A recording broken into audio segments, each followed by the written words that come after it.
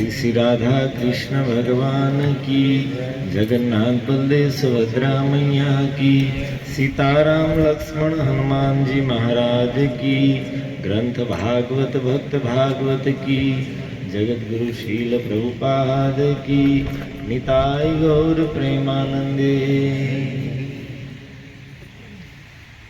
ओहो नमो भगवते वासुदेवाय। ओम नमो भगवते वासुदेवाय। ओम नमो भगवते वासुदेवाय। ओम नमो भगवते ओम नमो भगवते वासुदेवाय।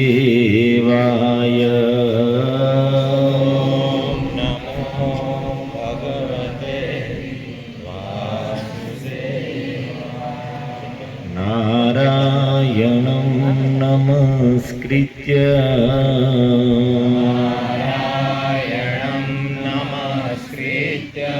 नरं चैव नरोत्तमं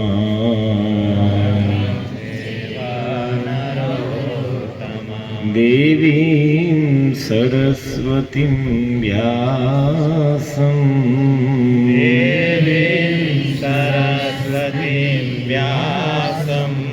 ततो जयेमुदीरये।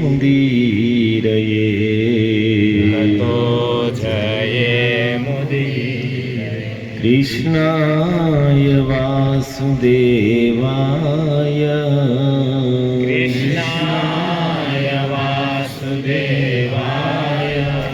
देवकी नंदनाय च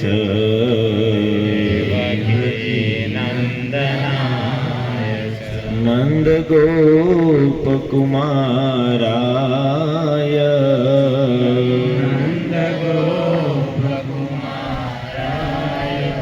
गोविन्दाय नमो नमः।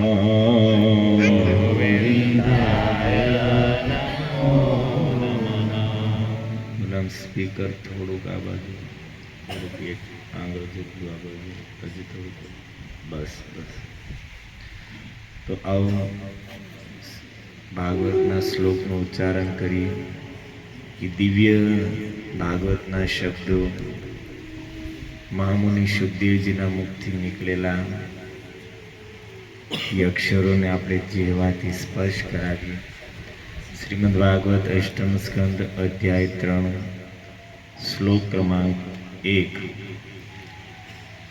ધ્યાનથી સાંભળી અને પાછળ બોલવાનો પ્રયાસ કરું. શ્રી બાદરાયણીર્વાચ एवं व्यवसितो बुद्ध्या एवं व्यवसितो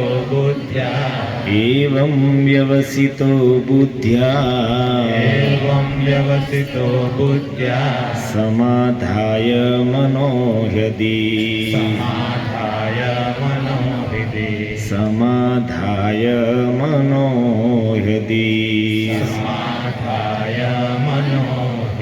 जजाप परमं जाप्यं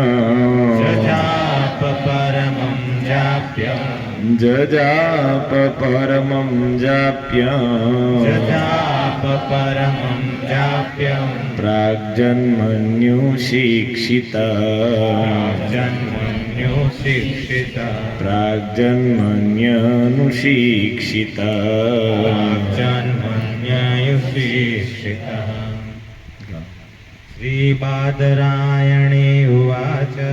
श्रीबादरायणेरुवाच एवं व्यवसितो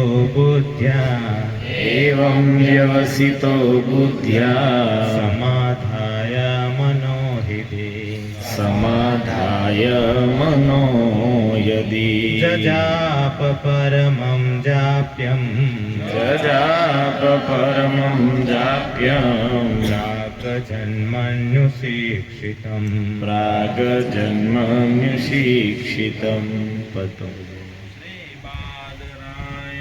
उवाच श्रीबादरायणीरुवाच एवं व्यवसितो बुद्ध्या एवं व्यवसितो बुद्ध्या समाधाय मनोहृदि समाधाय मनोहरि जजाप परमं जाप्यं जजाप परमं जाप्यं प्रागजन्मनुशिक्षितं प्राग्जन्मन्युशिक्षितं શ્લોકનો અનુવાદ લખતા શ્રી પ્રભુપાદજી લખે છે श्री सुखदेव गोस्वामी ने आगे कहा तत्पश्चात गजेंद्र ने अपना मन पूर्ण बुद्धि के साथ अपने हृदय में स्थित कर लिया और उस मंत्र का जप प्रारंभ किया जिसे उसने इंद्रधुम्न के रूप में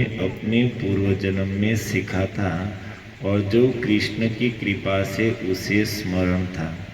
ओम अज्ञानतिमिरान्धस्य ज्ञानाञ्जनशलाकया चक्षुरुन्मीलितं येन तस्मै श्रीगुरुवे नमः। नमो विष्णुपादाय कृष्णप्रेष्ठाय भूतले श्रीमते भक्तिवेदान्तस्वामिनिति नामिने। नमस्ते सारस्वती देवे गौरवाणी प्रचारिणे निर्विशेष शून्यवादी पाश्चात्य देशतारिणे। वाञ्छाकल्पतरुभ्यश्च कृपा सिन्धुभ्य एव च पतितानां पावनेभ्यो वैष्णवेभ्यो नमो नमः। जय श्री कृष्ण चैतन्य प्रभु नित्यानंद श्री अद्वैत गदाधर श्रीवासादि। हरे कृष्णा कृष्णा कृष्णा हरे हरे हरे राम राम राम हरे हरे। हरे कृष्णा कृष्णा कृष्णा हरे हरे हरे राम राम राम हरे हरे। हरे कृष्णा कृष्णा कृष्णा हरे हरे हरे राम राम राम हरे हरे।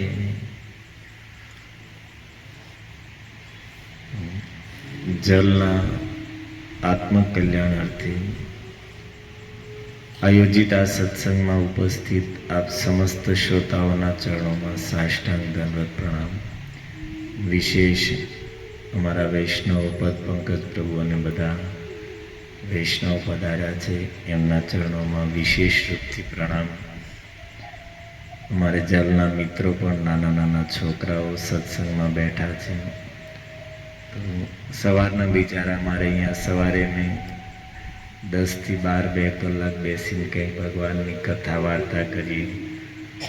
બપોર પછી 4 થી 7 સાડા 7 સુધી કીર્તન બધા ભક્તો વૈષ્ણવ પધારે અને કીર્તન ચાલતા હોય એમાં પણ આવીને બેઠા હોય। અત્યારે પાછા મેં એને કીધું બેટા 10:30 આપણે માળા કરીશું જલ માટે, તો તમે જાગતા હો તો એ સમય આવજો। છોકરા છે સત્સંગમાં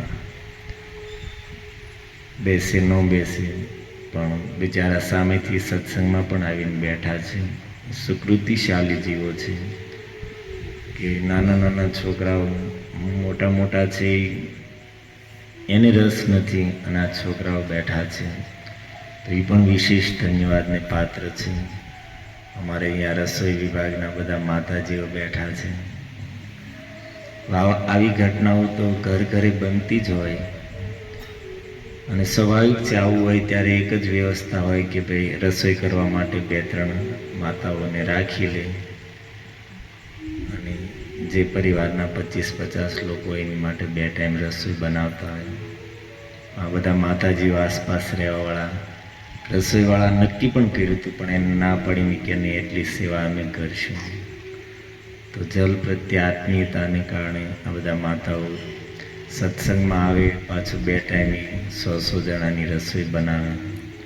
તો એ બધા પણ વિશેષ ધન્યવાદને પાત્ર છે. ઠાકુરજી જગતનો નાથ ભગવાન જગન્નાથજી કૃપા કરે આ લોકોને, એનું સેવાનું ફળ જીવનમાં સુખ, સંપત્તિ, સ્વસ્થ જીવન, દીર્ઘ આયુષ્ય, સેવા, ભક્તિ પ્રદાન કરે. એ જ ઠાકોરજીના ચરણોમાં પ્રાર્થના.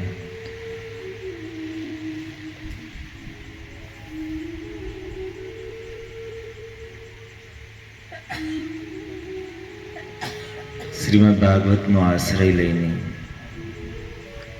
જે સમસ્ત ગ્રંથનો રાજા કીધું છે, ભગવાન વેદવ્યાસજીના જીવનની અંતિમ કમાણી છે શ્રીમદ ભાગવત. વ્યાસ ભગવાને ભાગવતની રચના કરી પછી એક પણ ગ્રંથની રચના નથી કરી. પોતાના જીવનની પરિપક્વ અવસ્થામાં લખેલો ગ્રંથ છે અને સ્વયં લખે છે, સર્વ વેદ ઇતિહાસાનામ સારમ સારમ સમુદ્રિત્ય. અત્યાર સુધી જે કાંઈ લખ્યું, વેદ, પુરાણ, ઉપનિષદ, સ્મૃતિ ગ્રંથ, ધર્મ ગ્રંથ, એ બધામાંથી સારમ સારમ સમુદ્રિત્ય, નિચોડ કાઢી કાઢીને બધાના સાર રૂપમાં ભાગવતની રચના કરી છે. અને એટલા માટે સૂત પુરાણી કહે છે કે જેવી રીતે નદીઓમાં ગંગાજી શ્રેષ્ઠ છે, દેવાનામ અચ્યુતો યથા, દેવતાઓમાં ભગવાન વિષ્ણુ શ્રેષ્ઠ છે, વૈષ્ણવાનામ યથા શંભુ, વૈષ્ણવમાં સર્વશ્રેષ્ઠ ભગવાન શંકર છે. અને એવી જ રીતે પુરાણાનામ ઇદમ તથા, પુરાણોમાં સર્વશ્રેષ્ઠ શ્રીમદ ભાગવત છે. અને ભાગવતનો આશ્રય લઈને જ આપણે લોકો અહીંયા જલના નિમિત્તે સત્સંગ માટે એકત્ર થયા છીએ. શ્રીમદ ભાગવતનો પ્રસિદ્ધ પ્રસંગ ગજેન્દ્ર મોક્ષની કથા આપણે ચાલી રહી છે. ગઈકાલે કથા પ્રસંગમાં આપણે સાંભળતા હતા કે ત્રિકૂટ પર્વત છે, 1.25 લાખ યોજનની ઊંચાઈ અને ચોડાઈ વાળો, 3 મોટા મોટા શિખરો છે. એની વચ્ચે સમતળ ભૂમિમાં વરુણ દેવનો બહુ મોટો બગીચો છે, ઋતુમંત જેનું નામ છે. અને બગીચામાં અનેક પ્રકારના પુષ્પોના વૃક્ષો છે અને ફળવાળા પણ અનેક વૃક્ષો છે. અને એની વચ્ચે એક વિશાળ સરોવર છે. સરોવરમાં અનેક પ્રકારના કમળો ખીલેલા છે. અને કમળની ગંધને લઈને જે વાયુ વહે છે, એ શીતળ વાયુ સંપૂર્ણ વન પ્રદેશને સુગંધિત અને શીતળ બનાવી દે છે. અને ગજેન્દ્ર જે હાથીઓનો સરદાર હતો, હજારો હાથીઓનું બળ હતું, ગરમીના દિવસો છે, પોતાની આથણીઓ સાથે, બંધુ બાંધવ, હાથી બચ્ચાઓ સાથે એ વનમાં ભ્રમણ કરતો કરતો, ગરમીથી પરેશાન થઈને જળની ખોજ કરતો કરતો સરોવર પર પહોંચે છે. પાણીમાં ઉતરીને સૌથી પહેલા મન ભરીને, પેટ ભરીને જળપાન કર્યું. અને પછી બધા જ પરસ્પર એકબીજાને જળથી સ્નાન કરાવે છે. સૂંઢમાં પાણી ભરી ભરીને જળ એકબીજાની ઉપર ઉછાળે છે. સુખદેવજી કે યથા ગૃહી, જેવી રીતે કોઈ ગૃહસ્થ વ્યક્તિ પરિવાર સાથે આનંદ લૂંટવામાં, મોજ મનોરંજનમાં લાગેલો હોય, એવી જ રીતે ગજરાજ પોતાની હાથણીઓ અને બચ્ચાઓ સાથે એ સરોવરમાં જળ કેલી કરી રહ્યો છે. પણ એને ક્યાં ખબર છે કે એની પર એટલું મોટું સંકટ તોળાઈ રહ્યું છે. અને એ જ સમયે એક બળવાન ગ્રાહ મગરમચ્છ ક્રોધિત થઈને આવે છે અને ગજેન્દ્રનો પગ પકડી લીધો. ગજેન્દ્રએ ખૂબ પ્રયાસ કર્યો પોતાને મુક્ત કરાવવા માટે, પણ એ પોતાને છોડાવી ન શક્યો. અંતમાં ગજેન્દ્ર અત્યંત દીન સ્થિતિમાં આવી ગયો. એની હાથણીઓ, એના જે બંધુ બાંધવ હાથીઓ હતા, એ બધાએ પણ ખૂબ પ્રયાસ કર્યો એને મુક્ત કરાવવાનો, પરંતુ ગજેન્દ્રને છોડાવી શક્યા નહીં. અને નિરાશ થઈને બધા વયા ગયા. આ બાજુ ગ્રાહ અને ગજેન્દ્ર વચ્ચે એ પાણીની અંદર યુદ્ધ ચાલે છે. યુદ્ધ કરતા કરતા પરસ્પર અંદર બાર કરતા કરતા વર્ષો વયા ગયા. સમાહ સહસ્ત્રમ વ્યગમત મહીપતે. સુખદેવજી કહે છે કે એ મહીપતે અર્થાત પૃથ્વીપતિ રાજન પરીક્ષિત, સમાહ સહસ્ત્રમ વ્યગમત 1000 વર્ષ વયા ગયા. સપ્રાણયો છતાં બંને પ્રાણથી યુક્ત છે અર્થાત જીવતા છે. ચિત્રમ અમંસત અમરા. દેવતાઓ પણ આ દ્રશ્યને જોઈને ચિત્રમ એને આશ્ચર્ય થયું કે 1000 વર્ષથી બંને યુદ્ધ કરે છે છતાં જીવિત છે. કારણ કે આ પૃથ્વીની ઘટના છે ને ક્ષીર સમુદ્રની, ત્યાંનું જીવન અલગ છે, ત્યાંના શરીર અલગ છે, ત્યાંનું આયુષ્ય અલગ છે. એટલો લાંબો સમય ગયો છતાં એક પણનું મૃત્યુ નહોતું અને બંને વચ્ચે યુદ્ધ ચાલુ છે. પણ એટલો લાંબો સમય થયો તો તતો ગજેન્દ્રસ્ય મનોબલ ઓજઃ કાલેન દીર્ઘેણ મહાન ભૂત વ્યય. એટલો લાંબો સમય જવાને કારણે ગજેન્દ્રનું શારીરિક બળ પણ નષ્ટ થઈ ગયું અને હવે મનથી પણ ભાંગી ગયું. મનમાં પણ હવે આશા રહી નહીં કે હવે હું બચી શકીશ. અને બીજી બાજુ વિપર્યયો ભૂત જલોકસ. ગ્રાહ જળનો જીવ છે, પાણીમાં રહેવાને કારણે એની શક્તિ ઓછી ન થઈ. જળ જીવ હતો, ગજેન્દ્ર તો સ્થળનો જીવ છે, પાણીમાં રહેવાને કારણે એની શક્તિ નષ્ટ થઈ ગઈ. પણ ગ્રાહ તો હજી એમના યથાવત શક્તિમાન છે. અને ઇત્થમ ગજેન્દ્ર સ યદાપ સંકટમ.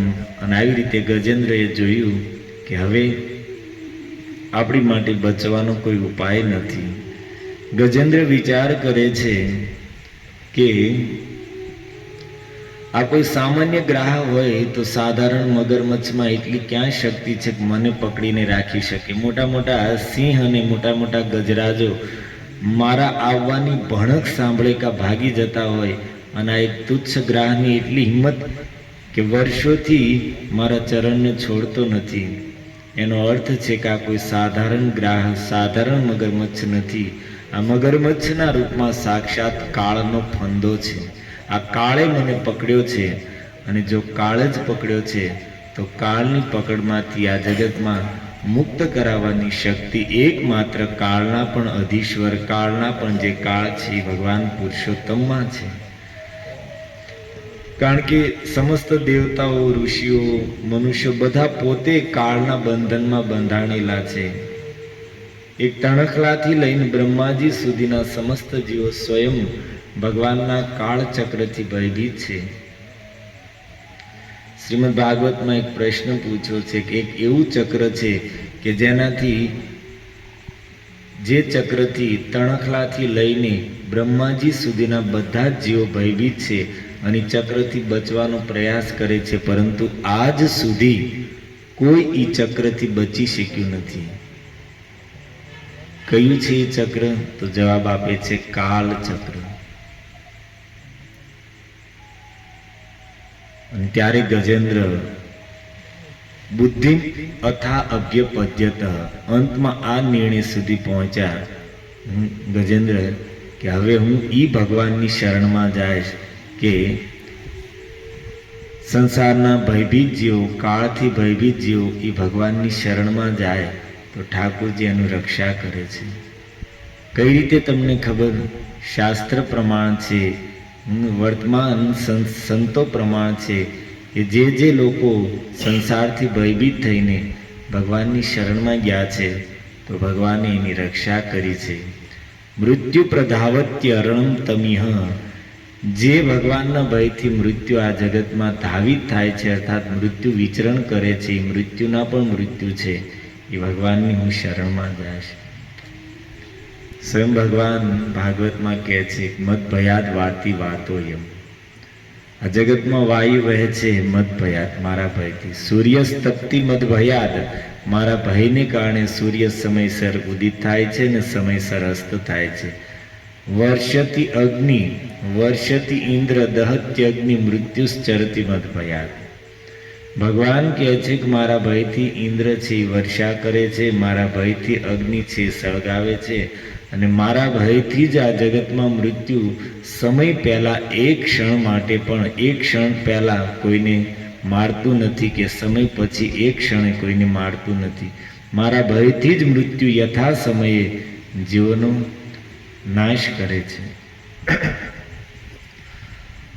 તો ગજેન્દ્રજી ભગવાનની શક્તિને સામર્થ્યને યાદ કરે છે કે આ જગતમાં કાળમાંથી બચવાનો કોઈ ઉપાય જ નથી. કોઈ પણ સ્થાને કોઈ હોય, કોઈ પણ દેશમાં હોય, કોઈ પણ પરિસ્થિતિમાં હોય. આપણે જ્યાં હોય ત્યાં બોર્ડ જોઈએ કે અહીંયા થૂકવાની મનાઈ છે. ગુજરાતમાં તો ખાસ, કારણ કે માવા ખાવાવાળા જાજા આપણે અહીંયા થૂકવાની મનાય છે. કોઈ જગ્યાએ લખ્યું હોય અહીંયા પગ મૂકવાની મનાય છે. આપણે દિવાલે ઊભા હોય ટેકો દઈને તો પગ ત્યાં કોકની દિવાલો બિચારાની. કોઈ જગ્યાએ લખ્યું હોય કે અહીંયા ગાડી મૂકવાની મનાય છે, અહીંયા ઊભું રહેવાની મનાય છે. પણ આજ સુધી તમે કોઈ જગ્યાએ બોર્ડ જોયું કે અહીંયા મરવાની મનાય છે એવું લખ્યું હોય? આપણે અમે તો નથી જોયું ભાઈ. ભાવનગરમાં હોય તો ખબર નહીં, અમારે મુંબઈમાં તો આવું કોઈ જગ્યાએ દેખાણું નહીં અહીંયા, કારણ કે એની માટે કોઈ સ્થાન જ નથી, સર્વત્ર છે. કબીરજીનું એક પદ છે, કબીરા ગર્વ ન કીજે કાલ ગહે કર કેશ. કબીરા ગર્વ ન કીજે કાલ ગહે કર કેશ. વ્યર્થમાં ગર્વ અભિમાન ન કરો, કાળ છે એ કેશ પકડીને સાથે ચાલે છે. ના જાને કબ મારી હે ક્યાં દેશ ક્યાં પરદેશ. ખબર નહીં વાળ પકડીને ચાલે છે ને ક્યારે ઉપાડી લે છે, પછી શું ઘર ને શું બાર, શું દેશ ને શું પરદેશ. પરંતુ આ મૃત્યુથી ભયભીત થઈને જે ભગવાનની શરણમાં જાય છે તો ભગવાન એની રક્ષા કરે છે. આ સર્વત્ર પ્રસિદ્ધ વાત છે. અને એટલા માટે ગજેન્દ્રજી અંતમાં આ નિર્ણય ઉપર સ્થિત થયા છે કે હું પણ હવે એ ભગવાન શ્રી હરિની શરણમાં જઈશ, કે જેના આશ્રયમાં જવાથી ભગવાન કાળથી ભયભીત થયેલા જીવોની રક્ષા કરે છે. એના અભય કર જીવોને ભયમુક્ત કરાવવાવાળા છે, જેનો સ્વભાવ જ છે ભક્તાનામ અભયંકર, પોતાના ભક્તોને અભય પ્રદાન કરે છે. હું ઈ ભગવાનની શરણમાં જઈશ. ગજેન્દ્રએ પોતાની પૂરી તાકાત लगावी દીધી. आइए संकीर्तन प्रभु इधर आगे आ जाइए, यहाँ पे जगह है ना. संकीर्तन प्रभु आगे आगे जगह है.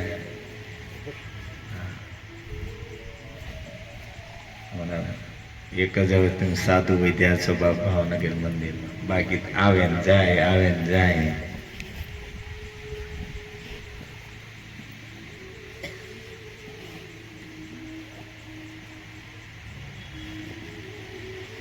પોતાની પૂરી તાકાત લગાવી દીધી, પણ અંતમાં ગજેન્દ્રને સમજાણું કે ભાઈ હવે આપણું બળ ચાલે એમ નથી. જેમ હસ્તિનાપુરની સભામાં દ્રૌપદી પહેલા પોતાની તાકાત લગાવી ને પછી પોતાના જે હતા એની લગાવી, જેને પોતાના માનતા હતા. શસ્ત્રા ધૃતરાષ્ટ્ર હતા અને કૃપાચાર્ય, દ્રોણાચાર્ય, ભીષ્મ પિતા. પોતાની તાકાત લગાવી, પોતાનાની લગાવી, પોતાની બુદ્ધિની તાકાત લગાવી, સ્વજનોની, પતિઓની તાકાત, બધી જ તાકાત લગાવી. અને પછી એમ થયું કે આ એકય બળ કામમાં નહીં આવે. અને પછી એને કયા બળનો આશ્રય લીધો? જ્યાં કોઈ બળ કામમાં ના આવે ત્યાં કયું બળ કામમાં આવે? સૂરદાસજીએ પદ લખ્યું છે, અપબલ તપ બલ और बाहुबल चौथो बल है दाम, सूर किशोर कृपा ते सब बल हारे को हरिनाम. અપબલ પોતાનું બળ કામમાં ન આવે ત્યારે અપબલ, અપનો સ્વજનોનું બળ.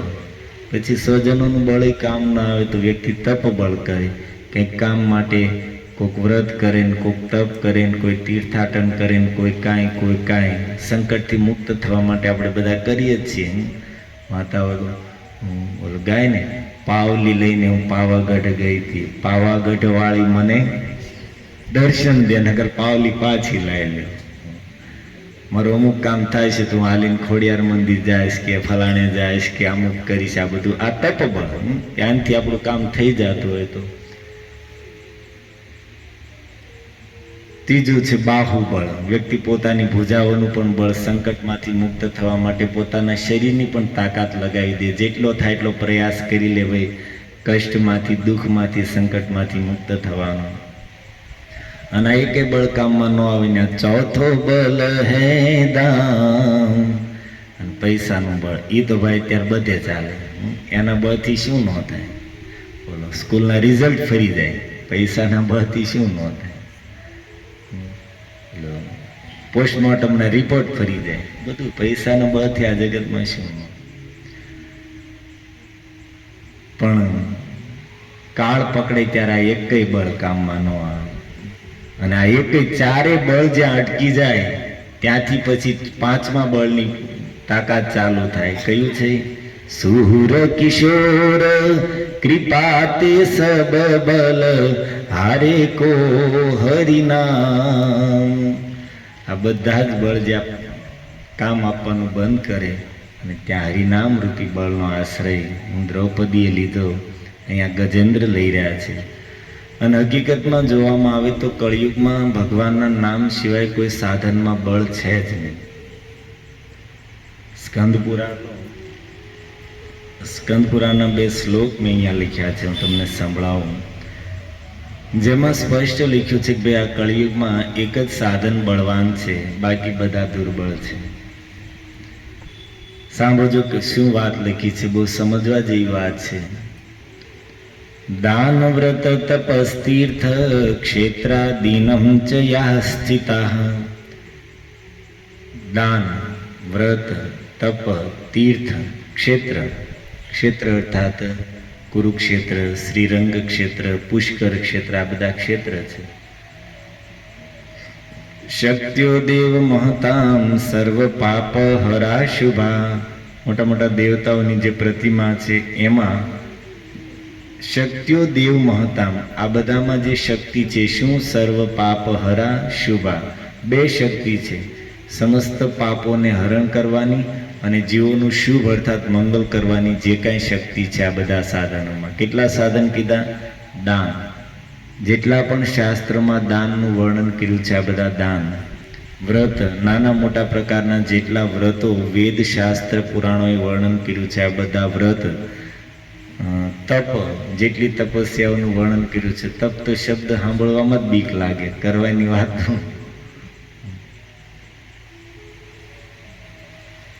તીર્થ, સમસ્ત તીર્થોમાં ભ્રમણ કરવામાં આવે, પવિત્ર ક્ષેત્રોમાં વાસ કરવામાં આવે. નૈમિષારણ્ય, કુરુક્ષેત્ર ઇત્યાદિ ક્ષેત્રોમાં વિધિપૂર્વક લાંબા સમય સુધી વાસ કરવામાં આવે. અને મોટા મોટા મંદિરોમાં જે વિગ્રહો છે, મૂર્તિઓ છે, એની શ્રદ્ધાપૂર્વક લાંબો સમય સુધી આરાધના કરવામાં આવે. આ બધા સાધનોમાં જીવોના પાપને હરણ કરવાની જે શક્તિ છે અને જીવોનું મંગલ કરવાની જે શક્તિ છે. એટલું જ નહીં, આગળના શ્લોકમાં કહે છે રાજસૂય અશ્વમેઘાનામ. રાજસૂય, અશ્વમેઘ ઇત્યાદિ મોટા મોટા યજ્ઞો કરી લેવામાં આવે. અને જ્ઞાનસ્ય અધ્યાત્મ વસ્તુતઃ, અને જ્ઞાનના જેટલા, જ્ઞાન પ્રાપ્તિના જેટલા સાધનો છે, અધ્યાત્મ વસ્તુતઃ જેટલી પણ આધ્યાત્મ જગતમાં સાધનો બતાવવામાં આવ્યા છે વેદ શાસ્ત્રમાં, આ બધાની શક્તિ ભેગી કરવામાં આવે. શું શક્તિ? આ બધા સાધનોમાં જે કાંઈ શક્તિ છે, કઈ શક્તિ? સર્વ પાપ હરા શુભા.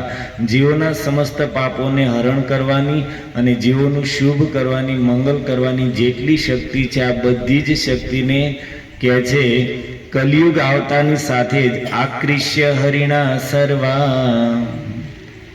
શ્લોકના શબ્દ ધ્યાનથી સાંભળો. જેવો કળિયુગનો આરંભ થયો તો ભગવાને શું કર્યું? આકૃષ્ય હરિણા સર્વા. ભગવાન શ્રી હરિએ સમસ્ત સર્વ શક્તિને આ બધા સાધનોમાંથી આકૃષ્ય ખેંચી લીધી. ક્યાં નાખી? આકૃષ્ય હરિણા સર્વા સ્થાપિતા સ્વેષુ નામશુ. અને પોતાના નામની અંદર સ્થાપિત કરી દીધી. આ બધા સાધનોમાં જેટલી શક્તિ હતી, આક્રિષ્ય હરિણા સર્વા સ્થાપિતા સ્વેષુ નામશુ, અને પોતાના નામની અંદર સ્થાપિત કરી દીધી. અને એટલા માટે જ મહાપ્રભુની કૃપાથી મારા ભક્તો આ વાતને સાંભળીને સમજીને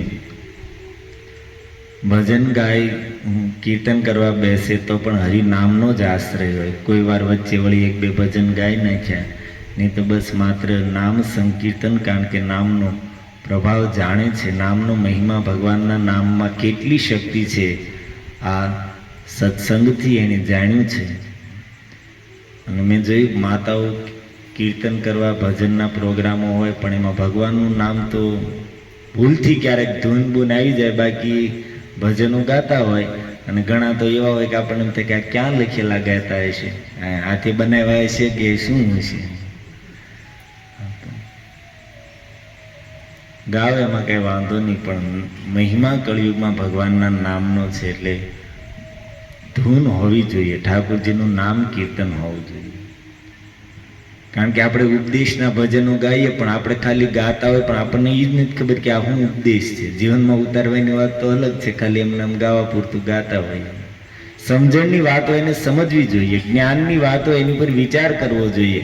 અને કાંઈ ન કરવું હોય તો ઠાકોરજીનું નામ ગાઓ, જેમાં કોઈ સમજણની જરૂર નથી, જેમાં કોઈ જ્ઞાનની જરૂર નથી, કાંઈ જરૂર નથી, બસ ગાઓ હરે કૃષ્ણ કૃષ્ણ કૃષ્ણ હરે હરે, હરે રામ सुनेरी मैंने निर्बल के बलराम, सुनेरी मैंने निर्बल के बलराम, जब लगी गज बल अपनो बरत्यो, नेक सर्यो नहीं काम, जब लगी गज बल अपनो बरत्यो, नेक सर्यो નહીં કામ. સુરદાસજી કહે છે જ્યાં સુધી ગજેન્દ્રે પોતાના બળ ઉપર ભરોસો હતો ને પોતાનું બળ લગાડ્યું, નેક સર્યો નહીં કામ, કાંઈ કામ થયું નહીં. અને નિર્બલ હોઈ બલ રામ પુકારે, આયે આધે નામ, નિર્બલ હોઈ બલ રામ પુકારે. નિર્બળ થઈને પોતાના બળનો ભરોસો થઈ છોડીને રામ પુકારે, ભગવાનને પુકાર્યા. આયે આધે નામ, અડધું નામ હજી તો હ શબ્દ નીકળ્યો અને રી બોલે એ પહેલા તો ભગવાન ત્યાં પ્રગટ થઈ ગયા હતા. આ ગજેન્દ્ર ને આખી આપણે તો ભાગવતમાં 3 અધ્યાય 4 અધ્યાયમાં આખી કથા વિસ્તારથી, પણ સુરદાસજીએ એક જ પદમાં આખું ભજન સુંદર રીતે ગાઈ નાખ્યું છે.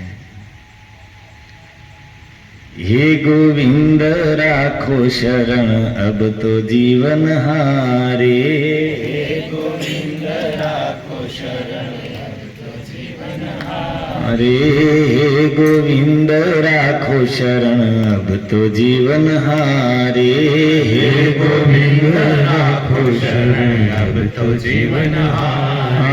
નીર પીવન હેતુ ગયો સિંધુ કે કિનારે, નીર પીવન હેતુ ગયો સિંધુ કે કિનારે, નીર પીવન હેતુ ગયો સિંધુ કે કિનારે, નીર પીવન હેતુ ગયો સિંધુ કે કિનારે. સિંધુ બીચ બસત ગ્રાહ ચરણ દરી પથારે, સિંધુ બીચ બસત ગ્રાહ ચરણ ધરી મહારે. बहुत काल युद्ध भयो ले गयो मझधारे, बहुत काल युद्ध भयो ले गयो मझधारे, बहुत काल युद्ध भयो ले गयो मझधारे, बहुत काल युद्ध भयो ले गयो मझधारे. नाक कान डूबन लागे कृष्ण को पुकारे, नाक कान डूबन लगे कृष्ण को पुकारे, नाक कान डूबन लागे कृष्ण को पुकारे, नाक कान डूबन लगे कृष्ण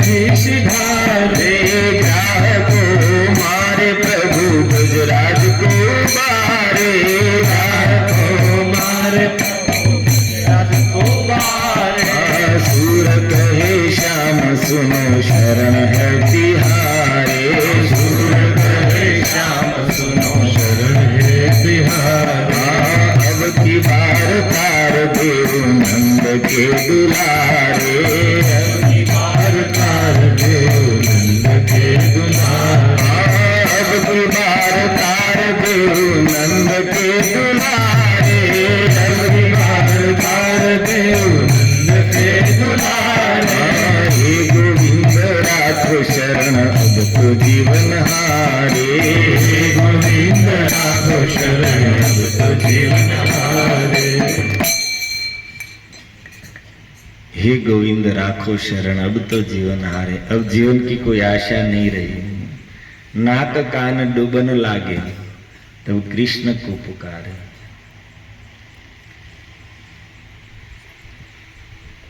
कोई उपाय જ્યારે ગજેન્દ્ર પાસે ન રહ્યો, ભગવાનને પુકારે છે। સુખદેવજી કહે છે કે એ સમયે ગજેન્દ્રને જ્યારે કાંઈ ઉપાય ન વધ્યો, એવમ વ્યવસ્થિતો બુદ્ધ્યા, અને આવી રીતે પોતાની બુદ્ધિને વ્યવસ્થિત કરી। શું વ્યવસ્થિત કરી? કે હવે હું ભગવાન હરિના શરણમાં જઈશ। સમાધાય મનોહદી, પોતાના મનને હૃદયમાં એકાગ્ર કરીને જજાપ પરમમ જાપ્યમ પ્રાગજન્મન્યુ શિક્ષિતમ, અને ઈ સ્તોત્ર ઈ સ્તુતિનો પાઠ કરવાનું ચાલુ કર્યું, જે પ્રાગ જન્મની અનુશિક્ષિતમ, પૂર્વના જન્મમાં જે સ્તુતિ એણે કંઠસ્થ કરી હતી। ગજેન્દ્ર પૂર્વના જન્મમાં, આગળ કથા આવશે, ઇન્દ્રધુમ્ન નામના રાજા હતા અને ભગવાનના મહાન ભક્ત હતા, અને એ સ્તુતિ દ્વારા અત્યારે હવે જે સ્તુતિ કરશે એ જ સ્તુતિ દ્વારા ભગવાનની નિત્ય સેવા ભક્તિ કરતા હતા। અને પૂર્વના જન્મમાં કરેલી સ્તુતિ અત્યારે સંકટના સમયે હૃદયમાં ભગવાન પરમાત્મા રૂપથી બેઠા છે, એની કૃપાથી સ્તુતિ હતી હૃદયમાં સ્ફુરિત થઈ ગઈ, પ્રગટ થઈ ગઈ। એક સંત થયા મામાજી કરીને, સીતાજીને બહેન માનતા, તો સીતાજી જગત માતા છે, તો માના બહેન, માના ભાઈ હોય એને શું કહેવાય? ચંદ્રને તમે શું કહો? ચંદા મામા। શું કામ મામા કહેવાય? હાલો ઈ બતાવો કે આપણા કયા સમયથી, કયા સંબંધથી ચંદા મામા આપણે થાય? હા, સમુદ્ર મંથનથી એમાંથી લક્ષ્મીજી પ્રગટ થયા હતા, અને સમુદ્ર મંથનથી જ ચંદ્રમા પ્રગટ થયા।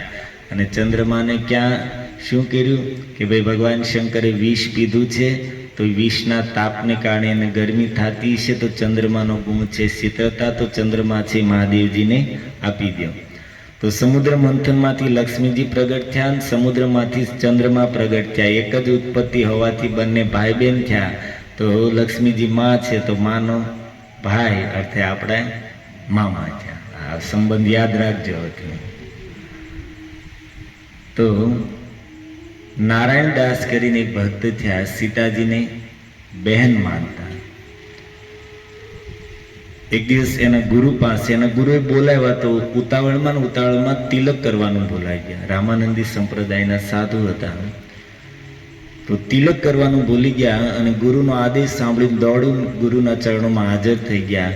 અને એના ગુરુદેવ જોયું કે આ તિલક કર્યા વગેરે આવ્યો, તો એટલો ક્રોધ ચડ્યો, બહુ ખીજાણા કે તારી હિંમત કેમ ચાલી મારી સામે તું તિલક ધારણ કર્યા વગેરે આવ્યો? કારણ કે તિલક છે ભગવાનનું સ્વરૂપ છે। વૈષ્ણવ 12 તિલકને શરીર ઉપર ધારણ કરે છે। તિલકના મહિમામાં લખ્યું છે કે આ 12 તિલક નથી, આ 12 છે એ ભગવાનના મંદિર છે।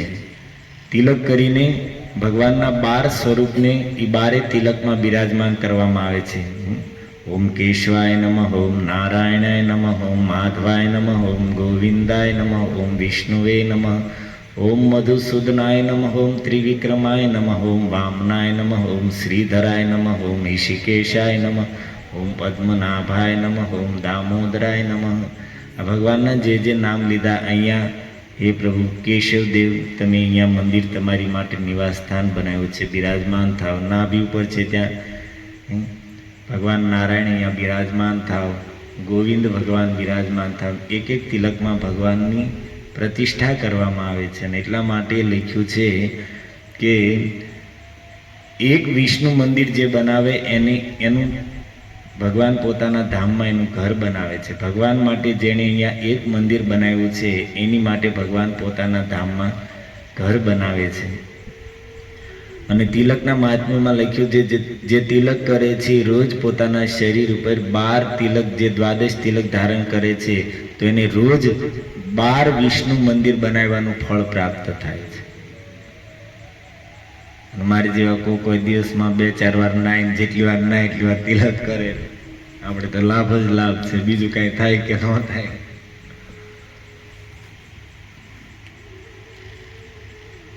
ક્યાં વાત હતી આપણી?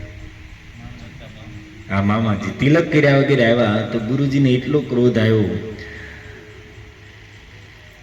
છેલ્લે ખીજાતા ખીજાતા ત્યાં સુધી કીધું, જા ડૂબ મરો, ગુરુ કે સામને બિના તિલક આ જાતે હો, ડૂબ મરો.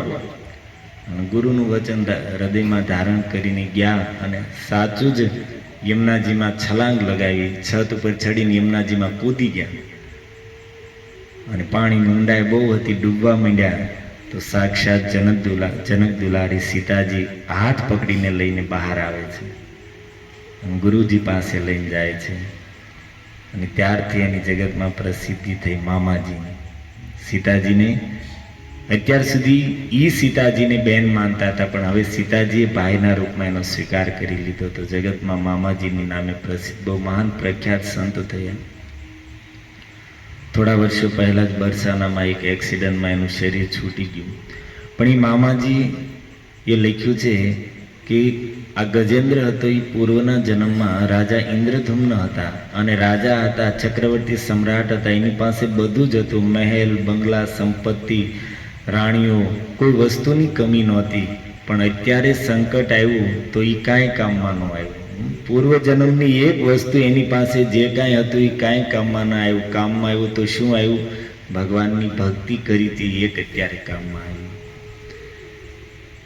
એમ અત્યારે આપણે અહીંયા ગમે એટલું કરી લઈશું, આમાંથી કોઈ વસ્તુ ફોટામાં બેસી ગયા પછી કામમાં નહીં આવે. અત્યારે કદાચ અહીંયા જગ્યાએ બેઠા છીએ ત્યાં સુધી આપણને હોય કે કામ આવશે તો ચાલો આવશે, પણ એક વખત આ સ્થાન છોડીને અહીંયા બેસી ગયા પછી આ કાંઈ કામમાં આવવાનું નથી. ભક્તિ એક એવી વસ્તુ છે જે શાશ્વત વસ્તુ છે, જેનો કોઈ દિવસ નાશ થતો નથી. ગીતામાં કૃષ્ણ કહે છે, સ્વલ્પમ અપ્યસ્ય ધર્મસ્ય. જીવનમાં સ્વલ્પ, થોડી અમથી પણ કોઈ ભક્તિ કરી છે તો મારી થોડીક કરેલી ભક્તિ પણ ક્યારેય વ્યર્થ જતી નથી. અર્જુન પ્રશ્ન પૂછે છે ભગવાનને કે હે કૃષ્ણ, કોઈ વ્યક્તિ તમારું ભજન કરે છે અને કોઈ કારણસર એની ભક્તિ અધૂરી રહી ગઈ, વચ્ચે જેનું શરીર છૂટી ગયું અથવા તો કોઈ કારણસર એની ભક્તિ છૂટી ગઈ તો પછી એની શું દશા થશે? કાંઈ એવું તો ન થાય કે ભાઈ બિચારોને ભજનના મેળનો રહ્યો, ને સંસારના મેળનો રહ્યો, ને પરલોકનો રહ્યો, ને લોકનો રહ્યો, તો વાયુના પ્રહારથી વિખાણેલા વાદળાઓ સમાની વેર વિખેણ તો નહીં થઈ જાય? નહીં અહીંયાનો કે નહીં ત્યાંનો, એની શું ગતિ થશે? તો ભગવાન બહુ સુંદર વાત કરે છે કે અર્જુન, નહીં કલ્યાણકૃત કશ્ચિત દુર્ગતિમ તાત ગચ્છતિ. આ જગતમાં સૌથી જીવોનું કલ્યાણ અને મંગલ કરવા વાળી હોય તો એ મારી ભક્તિ છે. અને એવી કલ્યાણમય મારી ભક્તિ જેણે કરી છે એની દુર્ગતિ થાય એવું તો સ્વપ્નમાંય નહીં. કલ્યાણકૃત કશ્ચિત તાત દુર્ગતિમ ગચ્છતિ.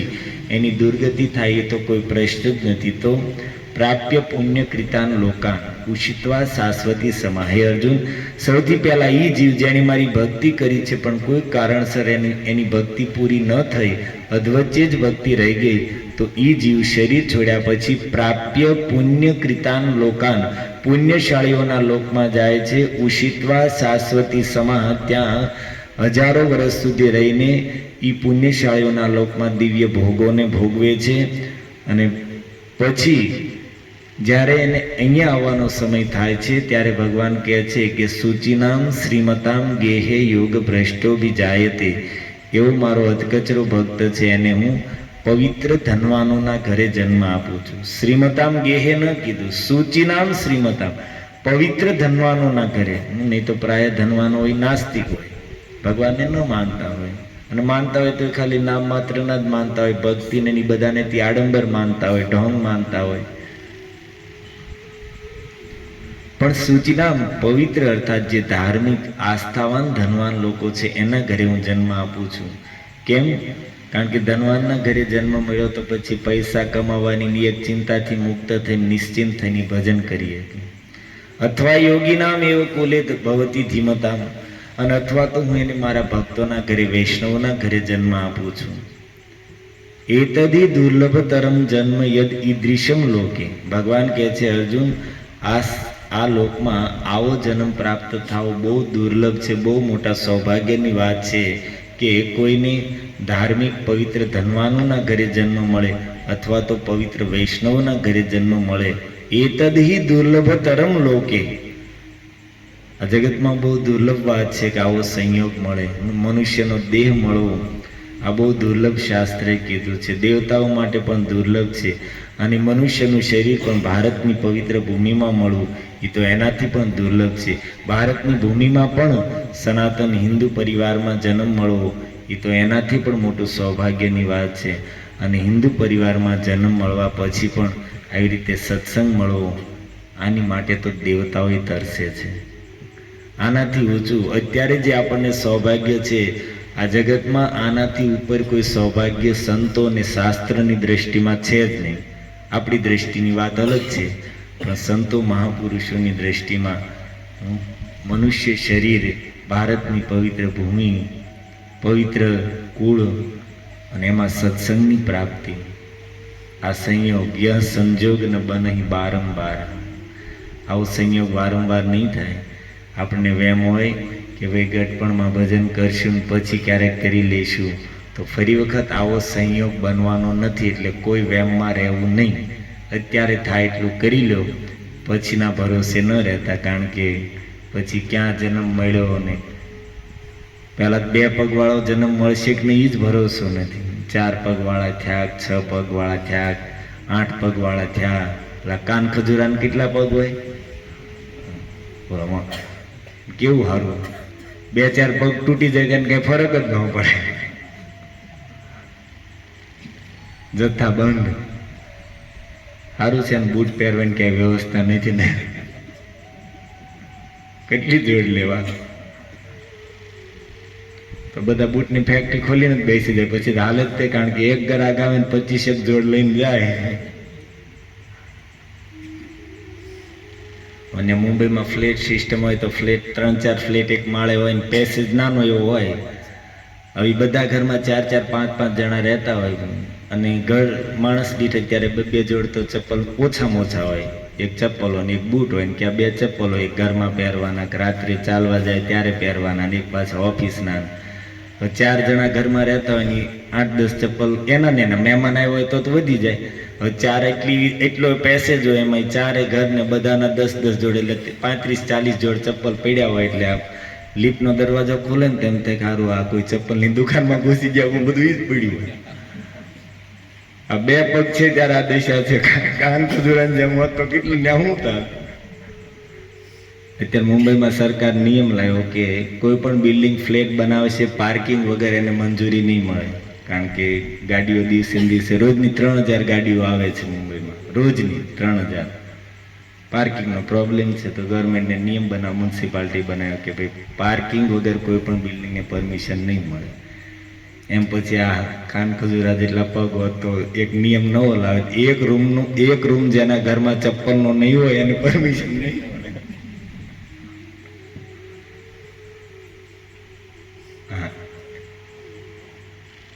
એતદહિ દુર્લભતરમ લોકે. આપણને જે આ સૌભાગ્ય મળ્યું છે, આપણે વાત એ હતી કે આવું આ ફરી વખત આ સંયોગ બનવાનો નથી. એટલા માટે અત્યારે અવસર મળ્યો છે તો જેટલું થાય એટલું કરી લો. ગુજરાત આપણે ભજનમાં ગાય ને, તને મળ્યો મોંઘો મણકો કેવું કંઈક ગાય છે ને, પાથું બાંધી લ્યો. ભક્તિનું ભાથું બાંધી લો, જેટલું બંધાય એટલું. તત્રતમ બુદ્ધિ સંયોગ લભતે પૌર્વ દેહિકમ. ભગવાન કહે છે ને આવી જગ્યાએ જન્મ લઈને પછી પૂર્વમાં જ્યાંથી એની ભક્તિ અધૂરી છે ત્યાંથી મારી પ્રેરણાથી, હૃદયમાં તો હું બેઠો છું અને હું એને બુદ્ધિ આપું છું, અને જ્યાંથી એની ભક્તિ અધૂરી હતી ત્યાંથી ભક્તિ પાછી ચાલુ કરશે. અને આવી રીતે એ જન્મમાં પાછી માની લ્યો કે 50 કોઈ જીવની 50% ભક્તિ થઈને 50% બાકી છે, તો ભગવાન કહે છે કે આગલા જન્મમાં એ પાછો કરશે. માનો આ જન્મમાં બીજી 20% કરીને 30% રહી ગઈ, તો ઠાકોરજી કહે છે કે પાછો હું એવી રીતે જન્મ આપીશ, પાછો અવસર આપીશ. અને આવી રીતે અનેક જન્મ સંસિદ્ધ, આવી રીતે અનેક જન્મમાં જ્યારે એની ભક્તિ પૂર્ણ થાય છે ત્યારે જીવ મારા ધામને પ્રાપ્ત કરી લે છે. અર્થાત ભક્તિ કરેલી ક્યારેય વ્યર્થ નહીં જાય. આપણે માની લો કે આ જન્મમાં 25% સુધી પહોંચ્યા ભક્તિમાં, તો ભગવાન આપણને અવસર આવશે, આવતા જન્મમાં બીજી 15-20% કરશું. એવો કોઈ સંગ મળી જાય તો એક જ જન્મમાં પૂરી થઈ જાય. પણ કદાચ ન મળે ને આપણી જેવા ઢીલા ઢાલા, ક્યારેક માળા પકડીને, ક્યારેક ન પકડીને, ક્યારેક મંદિરે ગયા ને ક્યારેક સૂઈ ગયા ને ક્યારેક તીર્થમાં ગયા ને આવી રીતે કરશું તો ઠાકોરજી આપણને છોડશે નહીં, અવસર દેતા રહેશે. અને આવી રીતે ધીરે ધીરે સમય જતા આપણી ભક્તિ જ્યારે પૂરી થાય છે ત્યારે ભગવાન કહે છે યાતિ પરામ ગતિમ, એ મારા ધામને પ્રાપ્ત કરી લેશે. અને એટલા માટે કીધું છે કે આ ભક્તિ છે એક અવિનાશી તત્વ છે. આ જગતની કોઈ પણ વસ્તુમાં તમે એમ ન કહી શકો આ જન્મમાં આપણે એન્જિનિયર થયા હોય તો આપણે એમ ન કહી શકીએ કે એન્જિનિયરિંગ આવતા જન્મમાં કામ આવશે. બધું ગયું, આવતો જન્મ થાય એટલે પાછો એકડે એક ને બગડે બે ને તગડે ત્રણ, ક કલમનો ક ને ખ ખડિયાનો ખ ને ગ. ગણપતિનો ગ હતો ને એમાં અમુકને વાંધો આવ્યો, પછી સરકારે ફેરીને ગધેડાનો ગ કીધી નાખ્યો. એમાં ધર્મ નીડ્યો ગણપતિના ગમાં.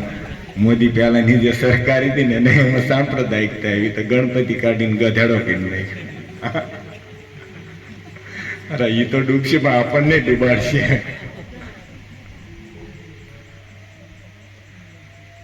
પાછું એનું ચાલુ. પણ ભક્તિ એક એવી તત્વ છે, ભગવાન ગેરંટી આપે છે કે ભાઈ જ્યાં સુધી કરી છે ત્યાંથી આગળનો ચાન્સ અવસર હું આપીશ, પણ તમે ડગલું તો માંડો. એટલા માટે ઠાકોર સ્વલ્પમ અપ્યસ્ય ધર્મસ્ય, એક ડગલું પણ મારી ભક્તિના માર્ગમાં માંડ્યું છે તો એ ક્યારેય વ્યર્થ નહીં થાય. હું અહીંયા હાથી આપણે પછી આ કથા પરીક્ષિતજી પ્રશ્ન પૂછશે, ઇન્દ્રધુમ્ન રાજા અગત્યજીએ શાપ આપી દીધો, હાથી થઈ ગયા, પણ આ જન્મમાં પણ ભગવાને એને અવસર આપ્યો. હાથીની યોનિમાં પણ એની કરેલી ભક્તિ વ્યર્થ ન ગઈ. અને એના બળેથી ગજેન્દ્ર ભગવાનની સ્તુતિ પૂર્વજન્મમાં યાદ, પ્રાગ જન્મની અનુશિક્ષિતમ, પૂર્વના જન્મમાં શીખેલી સ્તુતિ યાદ કરીને ગજેન્દ્ર ભગવાનને પુકારે છે. ગજેન્દ્ર વાચ ઓમ નમો ભગવતે તસ્મૈ યત એતચ્ચિદાત્મકં પુરુષાયાદિબીજાય પરેશાયાદિ ધીમહિ યસ્મિનિદં યતશ્ચેદં યેનેદં યઇદં સ્વયં યોસ્માत् પરસ્માશ્ચ પરસ્તં પ્રપદ્યે સ્વયંભુવમ. ઇત્યાદિ અનેક શ્લોકોમાં સુંદર સ્તુતિ કરી છે. ગજેન્દ્રજી કહે છે કાલેન પંચત્વમિતેષુ કૃષ્ણશુ લોકેશુ પાલેશુ ચ સર્વહેતેષુ. થોડું ધ્યાનથી સાંભળજો ગજેન્દ્રની સ્તુતિ, જેમાં તત્વનું જ્ઞાન છે. ભગવાનનું નામ નથી લીધું પણ ભગવાનના સંપૂર્ણ ગુણો, એનો સ્વભાવ અને એનો પ્રભાવ પૂરેપૂરો પ્રગટ કરી દીધો છે. આ સ્તુતિની વિશેષતા એ છે કે કોઈનું નામ ગજેન્દ્રએ નથી લીધું, કોઈ દેવી દેવતા કોઈનું નહીં. શું કહે છે સ્તુતિમાં? ભગવાનના સંપૂર્ણ ગુણોને પ્રગટ કર્યા, એનો સ્વભાવ પ્રગટ કર્યો, એનો પ્રભાવ પ્રગટ કર્યો. અને ગજેન્દ્રની એ જ ધારણા છે કે આ ગુણ જેનામાં છે, આવો પ્રભાવ જેનો છે, આવો મહિમા જેનો છે, આવો સ્વભાવ જેનો છે, એ મારી સામે આવી જાય છે, નામ લેવાની શું જરૂર છે? અને એટલા માટે એમાં સંપૂર્ણ ભગવાનનું રહસ્ય તત્વ છે, જ્ઞાન છે, ભગવાનનો સ્વભાવ છે, એની લીલાઓ છે, બધું જ છે. તો પછી તમે સાંભળીને ઊંઘી જાઓ તો એમ નહીં મેળ આવે. પછી આપણે એકલું કાંઈ નકરી વાર્તા ને બાબા ઢોર ચારતા એટલું એવું જ નથી સાંભળવાનું, કંઈક ઊંચું થોડુંક સાંભળવાનું છે. જાગતા રહે. ઊંઘ આવે ને તો ઊભા થઈ જાય છે, પણ સાંભળવાની છે આપણે ગજેન્દ્રજીની સ્તુતિ. ઠીક છે. કાલેન પંચત્વમ ઈતેષુ કૃષ્ણશો લોકેશુ પાલેશુ ચ સર્વહેતુષુ. કાળના પ્રભાવથી પંચત્વમ ઈતેષુ, સંપૂર્ણ સૃષ્ટિનો જ્યારે સહાર થઈ જાય. પંચત્વ શબ્દ આપણે પ્રખ્યાત છે, આપણે કોઈનું શરીર છૂટે એટલે શું કહે, પંચત્વમાં વિલીન થઈ ગયા એમ કે. તો કાળના પ્રભાવથી જ્યારે આ સંપૂર્ણ સૃષ્ટિ પંચત્વમાં અર્થાત પ્રલયને પ્રાપ્ત થશે, ત્યારે સંપૂર્ણ લોકેશુ પાલેશુ સર્વહેતુષુ, સંપૂર્ણ લોકો નષ્ટ થઈ જશે. એ લોકના લોકપાલો અર્થાત એમાં રહેવાવાળા જીવો સમાપ્ત થઈ જશે.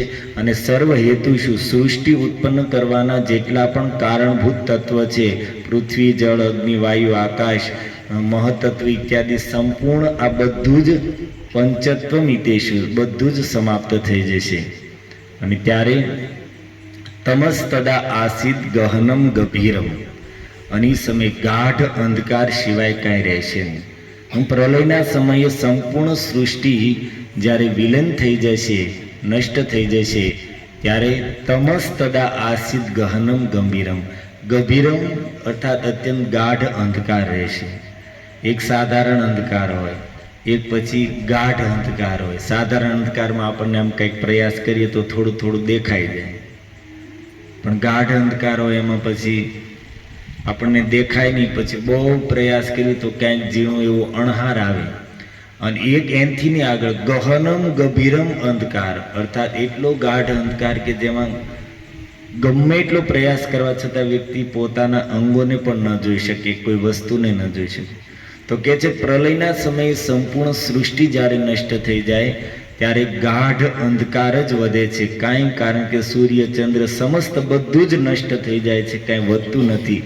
અને એવા સમયે યસ્તસ્ય પારે અભિવિરાજતો વિભુ, અને એ સમયે પણ આ ગાઢ અંધકારથી પર પોતાના તેજોમય ધામમાં જે બિરાજમાન છે એ ભગવાનને હું પ્રાર્થના કરું છું. આગળ ગજેન્દ્રજી કહે છે, નયસ્ય દેવા ઋષય પદમ વિદુ જંતુ પુનઃ કોર્હતિ ગંતુમીરિતુમ. નયસ્ય દેવા ઋષય પદમ વિદુ, એ ભગવાનના સ્વરૂપને નથી દેવતાઓ જાણતા, નથી મોટા મોટા ઋષિઓ જાણતા. તો કહે છે કે જેને દેવતાઓ જેના સ્વરૂપનું વર્ણન નથી કરી શકતા, જેને જાણવા નથી પામતા, મોટા મોટા ઋષિઓ પણ નથી જાણી શકતા. જંતુ પુનઃ કોર્હતિ ગંતુમીરિતુમ, તો પછી જંતુ તો એને કઈ રીતે એનું વર્ણન કરી શકે કે એને પામી શકે? બોલો, આપણને જંતુ કીધા ગજેન્દ્રએ. આપણને એમ છે કે હું મોટો વેપારી ને હું ફલાણો ને હું મોટો વક્તા, ને આ ગજેન્દ્રજી એમ કે છે કે મોટા મોટા ઋષિઓને જ જાણતા, દેવતાઓને જ જાણતા. જંતુ પુનઃ કો, તો આ જીવડાઓ કેમ જાણે? આપણી તો કાંઈ વેલ્યુ જ નહીં. બોલો, જંતુનો અર્થ થાય જેનો કાલે જન્મ થયો ને કાલ મરી જાય છે, જેની પાસે કોઈ જ્ઞાન નથી, જેની પાસે કોઈ અનુભવ નથી, એને જંતુ કહેવાય. મોટા મોટા ઋષિઓને દેવતાઓ નથી જાણતા, તો સાધારણ બુદ્ધિનો મનુષ્ય કઈ રીતે ભગવાનના સ્વરૂપને જાણી શકશે? અરે ભાઈ, કેમ નહીં જાણી શકીએ? કારણ કે એની લીલા એવી છે કે મોટા મોટા સમર્થ વ્યક્તિઓ પણ એને સમજી નથી શક્યા, તો સાધારણ મનુષ્ય શું સમજ? યથા નટસ્યાકૃતિભિર્વિચેષ્ટતો દુરત્યયાનુક્રમણ સમાવતું. જેમ કોઈ અભિનેતા હોય, રંગમંચ ઉપર ચડી નાટક કરતો હોય તો એના સ્વરૂપને સમજી ન શકાય. એમ ભગવાન લીલા માટે અહીંયા પ્રગટ થાય છે, અવતાર લે છે, તો એવું નાટક કરે છે, એવી લીલા કરે છે કે કોઈ સમજી નથી શકતું કે આ કોણ છે. જે રીતે ભગવાન મનુષ્ય રૂપમાં પ્રગટ થયા, ભગવાને પોતાને સંપૂર્ણ મનુષ્યના રૂપમાં પ્રગટ કર્યા, મર્યાદા પુરુષોત્તમ રામજી. કારણ કે રાવણે વરદાન માગ્યું હતું બ્રહ્માજી પાસેથી કે વાનર અને મનુષ્યને છોડીને કોઈના હાથથી મારું મૃત્યુ ન થાય, અને પ્રભુ વિધિ વચન કરન ચહી સાચા, બ્રહ્માજીનું વચન સત્ય કરવા માટે પોતાને મનુષ્ય રૂપમાં પ્રગટ કર્યા. અને એવું મનુષ્યનું નાટક કર્યું કે જે દેવી દેવતાઓ ક્ષીર સમુદ્રમાં પ્રાર્થના કરવા માટે ગયા હતા રાવણના ત્રાસથી ભયભીત થઈને, અને એ દેવતાઓની પ્રાર્થના સાંભળીને ભગવાન પ્રગટ થયા. પ્રગટ થઈને મનુષ્ય બન્યા, તો મનુષ્ય જેમ દેવી દેવતાઓની પૂજા કરે એમ પાછા એ જે પ્રાર્થના કરવા આવ્યા તે બધી દેવી દેવતાઓની પાછા પૂજા કરે છે. મનુષ્યની જેમ. બીજા બધાની વાત જવા દો. જગદંબા ભગવતી સતી રામજીની લીલાને જોઈને સમજી નહીં ક્યાં મોહિત થઈ ગયા. તો સાધારણ મનુષ્ય શું સમજવાનું? યમુનાજીના તટ ઉપર ઠાકોરજી બેઠા છે, ગ્વાલ બાલો સાથે ભોજન કરી રહ્યા છે. યમુનાજીનો તટ છે, વચ્ચે કૃષ્ણ બેઠા છે અને એની આજુબાજુ સર્કલ કરી કરીને મંડળીઓની મંડળીઓ, ગ્વાલ બાલો, સખાઓ બેઠા છે. બપોરનો સમય છે, બધાના ટિફિન ખોલીને બેઠા છે અને બ્રહ્માજી આકાશમાં ઉભા રહીને ભગવાનની આ લીલાનું દર્શન કરી રહ્યા છે. અને એ સમયે કોઈ બાળક ઊભો થાય, માખણનો લોંદો પહેલા મુખમાં મૂકે, આહા શું સ્વાદિષ્ટ છે, દોડીને આવે, કનૈયા દેખ મેરી મૈયાને આજ કિતના સ્વાદિષ્ટ મિશ્રી ભેજી હે, ચક એમ કરીને હેઠું પાછું ઠાકોરજી મોઢામાં. કોઈ છાશનું દોણું લઈને આવે, થોડીક પીધી હોય ને થોડીક નીચે રગેડા ઉતર્યા હોય ને પાછા, કનૈયા મેરી મૈયાને ક્યાં મઠ્ઠા ભેજા હે. રજમાં છાશ ને મઠો, કે આપણે પાછું મઠો એટલે અલગ, ત્યાં છાશ ને અને એથી છાશ. કોઈ લાડુ અડધો ખાધેલો લઈને આવે અને કોઈ અથાણાની એક ચીર ખાધેલી ઠાકોરજીના મુખમાં. બ્રહ્માજીનું નામ છે વિધાતા અને વિધિ વિધાનોને જાણવાવાળા, કે જે ભગવાનને ભોજન કરવા માટે અમે બધા પવિત્ર બ્રાહ્મણો ભેગા થઈએ અને લાખો પ્રકારે પવિત્રતા રાખીને હજારો પ્રકારે આહુતિ દેવામાં આવે, છતાં જે ભગવાન ડાયરેક્ટ ગ્રહણ નથી કરતા, અગ્નિના મુખેથી ગ્રહણ કરે છે. અને એ પરમાત્મા અને અહીંયા આ ગ્વાલ બાલોનું એઠણ જૂઠણ ખાય છે. કોઈ પવિત્ર બ્રાહ્મણોના છોકરાનું એઠું ખાય તો સમજાણું, પણ આ તો ગોવાળિયાઓનું એઠું ખાય છે. બ્રહ્માજીને કેટલા દિમાગ છે? 8. આપણે 2 જ છે અને 4 મસ્તક છે, તો 8 દિમાગ, 8 ચક્રાવે ચીડ્યા કે આરું આ છે શું? આ તો પછી એને જોવા માટે ઠાકોરજીની શક્તિ સામર્થ્ય શું છે, તત્વ સ્વરૂપ સમજવા માટે, લીલાને જોવા માટે એ ગાયોને ચોરી લીધી, બછડાઓને ચોરી લીધા, અને પછી તો ભગવાને રહસ્ય પોતાના યોગ બળથી બધાને પ્રગટ કરી દીધા. પણ કહેવાનું કે ભગવાનની લીલાને જોઈને બ્રહ્માજી મોહિત થઈ ગયા. ઠાકોરજી એક વખત સ્ત્રી બન્યા, મોહિની રૂપ ધારણ કર્યું અને એવી સ્ત્રી બન્યા કે લક્ષ્મીજી તો એની પાસે શું કહેવાય. ભગવાન શંકર જેને કામદેવને ભસ્મ કરી નાખ્યો છે, કામારી જેનું નામ છે, પણ એ ભગવાન મોહિનીને જોયા તો જગતમાં પહેલી વાર એવી ઘટના બની કે મહાદેવજીનું અમોઘ વીર્ય સ્ખલિત થઈ ગયું. જેવું રૂપ ધારણ કરે એવી લીલા કરે. શુકર બનીને ભગવાન વારાહ બન્યા. રસાતળમાં પ્રલયના સમયે પૃથ્વી રસાતળમાં વહી ગઈ હતી, તો રસાતળમાં ગયેલી પૃથ્વીને ઉદ્ધાર કરવા માટે ભગવાન વારાહ શુકરનું રૂપ લીધું, જંગલી શુકર. અને જળની અંદર ગયા, અપાર જળ રાશિ છે અને નીચે પૃથ્વી છે, તો ભગવાન વારાહદેવના રૂપમાં નીચે ગયા અને પૃથ્વીને ખોજે છે.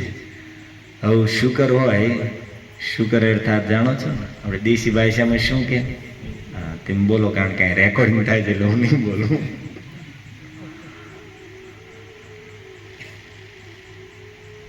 હવે એનો સ્વભાવ શું હોય? એ કોઈ પણ વસ્તુને ગોતે તો કઈ રીતે ગોતે? તેમ હમણાં નામ બોલ્યા એ પ્રભુજી કઈ રીતે ગોતે? સૂંઘતા સૂંઘતા. તો ભગવાન એ રૂપ લીધું છે શુકરનું, તો પૃથ્વીને ભાગવતમાં લખ્યું છે કે સૂંઘતા સૂંઘતા ખોજ કરી રહ્યા છે. નરસિંહ બન્યા, હિરણ્યકશિપુને ફાડી નાખ્યો, ગોદમાં લઈને ફાડી નાખ્યો અને એના આંતરડા હતા એને ગળામાં માળાની જેમ પહેરી લીધી. મનુષ્ય ફૂલોની માળા પહેરે, સિંહને કંઈક ફૂલોની માળા શોભે, એ તો હિરણ્યકશિપુના આંતરડોને જ માળાની. તો કહેવાનું કે ગજેન્દ્રજી કહે છે કે પ્રભુ યથા નટસ્યાકૃતિ ભીર્વિચેષ્ટતો, જેવું રૂપ ધારણ કરો છો એવી જ લીલા કરો છો. એટલા માટે મોટા મોટા સમર્થ લોકો પણ તમારા તત્વને, તમારા સ્વરૂપના રહસ્યને સમજી નથી શકતા. તમારી લીલાને જોઈને એવા મોહિત થાય છે. મનુષ્ય રૂપમાં લીલા કરો છો તો તમને સાધારણ દેવતા માની લે છે. જે રીતે રંગમંચ ઉપર ચડેલો કોઈ વ્યક્તિ હોય, એને વેશ ધારણ કર્યો હોય, કંઈક અલગ એક્ટિંગ કંઈક અલગ કરતો હોય, એની સાથે રહેવાવાળા જ સમજી ન હોય કે ભાઈ આ કોણ છે. યાદ આવે છે કે લગભગ 10-12 વર્ષ થયા, જાંબાળામાં કથા હતી પરમ પૂજ્ય લાલ ગોવિંદ પ્રભુની. તો 2 ટાઈમ કથા હતી, સવારે 9 થી 12 અને બપોર પછી 3 થી 7.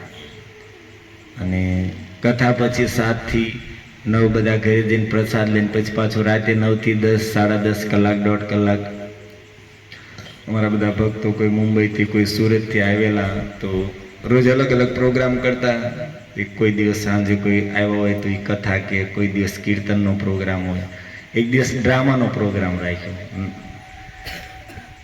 અને રોજ તો આખો દિવસ કથા સાંભળી હોય 2 ટાઈમ, એટલે પછી કે કથા સાંભળવા તો ન આવે, કારણ કે પછી એટલી જ કેપેસિટી હોય. અમે એક વખત ગોર મંડળમાં ગયા હતા. મહાપ્રભુનું જન્મસ્થાન છે ત્યાં પરિક્રમા ચાલે છે ગોર મંડળ. તો મારા ધન્ય ગોવિંદ પ્રભુ છે, મુંબઈ પહેલાં રહેતા, ત્યારે વૃંદાવન ને સુરત ને રહે છે. તો બપોરના સમયે હું રૂમમાં ગયો, એનો કોટેજ હોય ત્યાં, તો સૂતા હતા. મેં કીધું કેમ પ્રભુજી અત્યારે સૂતા છો, મજા નથી? કે વાયુ થઈ ગયું છે.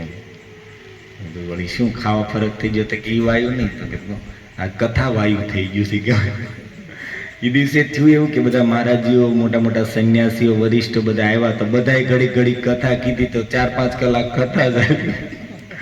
કેમ કથા વાયુ થઈ ગયો, કથા સાંભળી.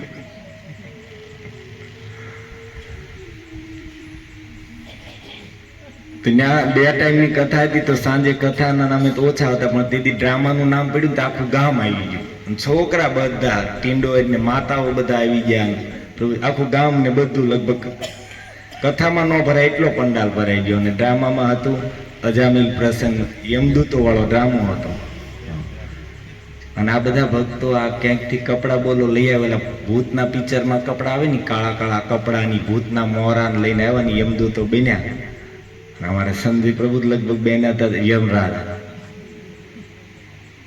અને પંડાલની બધી લાઈટો બંધ કરી દીધી, સ્ટેજ ઉપર લાઈટો ચાલુ, અને સંગીત ચડાવ્યું. ઓલા ભૂતના પિક્ચરમાં હોય ને એવું સંગીત ચડાવ્યું, તો આપણને બીક લાગે એવું વાતાવરણ ઊભું કર્યું. અને પછી યમરાજજી એના દૂતો હારે સંવાદ કરે, ને પછી આદેશ આપો, જાઓ જઈને નીચે જઈને જે લોકો માવા ખાય છે બધાને પકડી પકડીને લઈને આવો. ધર્મરાજજી આદેશ આપ્યો. અને ઓલા બધા યમદૂતો હતા ને સ્ટેજ ઉપરથી ઉતર્યા નીચે, કૂદકા મારી મારીને, અને બધાને એક એકની પાસે જઈને આમ આમ કરીને જોવે.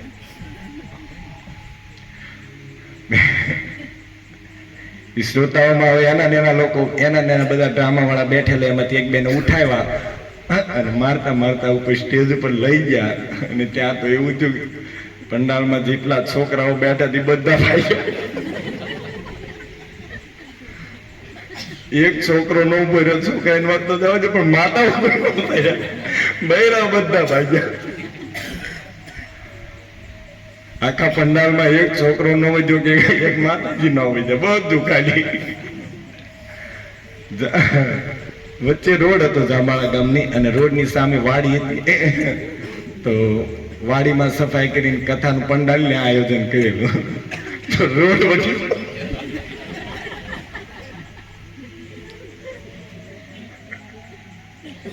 ઉજ્જડ થઈ ગયું.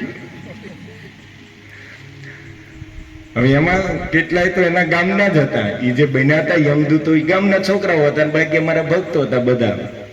પણ કહેવાનું ઈ કે રંગમંચ ઉપર ચડી નાટક કરતા હતા, પોતાના દીકરાઓને જોઈને ભાગ્યા. ઠાકુરજીની લીલા એવી છે કે જેવી રીતે કોઈ નાટક કરતો હોય તો ઓળખી ન શકાય કે આ કોણ છે, એમ જગતનો નાથ થઈને પોતાનું એટલું સાધારણીકરણ કરી લે કે લોકો એમ સમજે કે ભાઈ આ તો કોઈ સાધારણ દેવતા છે, આ તો કોઈ સાધારણ મનુષ્ય છે. એટલા પોતાને સાધારણ, એટલે મોટા મોટા સમર્થ લોકો પણ એને સમજી નથી શકતા, મોટા મોટા દેવતાઓ અને ઋષિઓ પણ એને સમજી નથી શકતા, તો સાધારણ મનુષ્ય તો શું સમજી શકે? તો કોઈ એને નથી દેવતા જાણતા, ભગવાનના સ્વરૂપને નથી ઋષિઓ જાણતા, નથી જ્ઞાનીઓ જાણતા, કોઈ જાણતું જ નથી, તો પછી એની સત્તા વિશે શું પ્રમાણ કે એ છે કે નથી? કોઈ તો જાણતો હોવું પડે ને. ત્યારે ગજેન્દ્રજી આગલા શ્લોકમાં કહે છે કે એને કોણ જાણે છે, કોણ એના દર્શન કરી શકે છે, હું એનું વર્ણન આગળના શ્લોકમાં કરે છે, પણ એ આપણે કાલે સાંભળશું. અત્યારે આપણે લોકો રોજના ક્રમ અનુસાર એક માળા કરી લઈએ. માળા થોડી માતાજીઓમાં આપો, થોડી પ્રભુજીઓમાં.